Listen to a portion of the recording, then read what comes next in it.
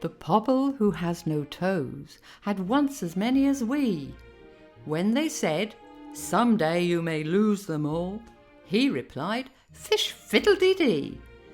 And his Aunt Jobiska made him drink lavender water tinged with pink.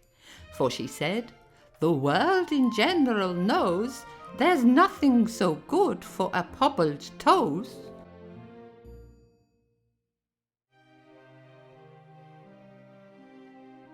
The Pobble who has no toes swam across the Bristol Channel, but before he set out he wrapped his nose in a piece of scarlet flannel.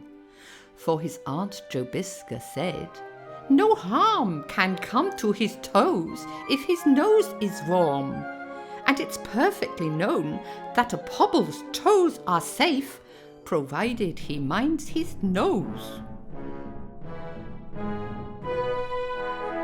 The Pobble swam fast and well, and when boats or ships came near him, he tinkledy-blinkledy-winkled a bell, so that all the world could hear him. And all the sailors and admirals cried, when they saw him nearing the further side, "He has gone to fish for his Aunt Jobiska's runcible cat with crimson whiskers."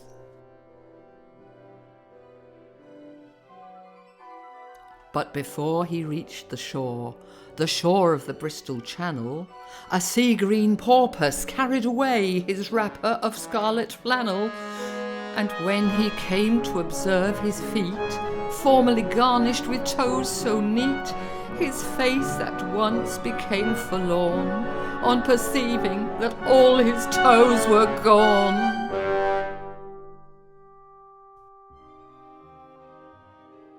And nobody ever knew, from that dark day to the present, whoso had taken the Pobble's toes in a manner so far from pleasant. Whether the shrimps or crawfish grey or crafty mermaids stole them away, nobody knew, and nobody knows how the Pobble was robbed of his twice 5 toes. The Pobble who has no toes was placed in a friendly bark, and they rowed him back and carried him up to his Aunt Jobiska's park. And she made him a feast at his earnest wish of eggs and buttercups fried with fish. And she said, "It's a fact the whole world knows that Pobbles are happier without their toes."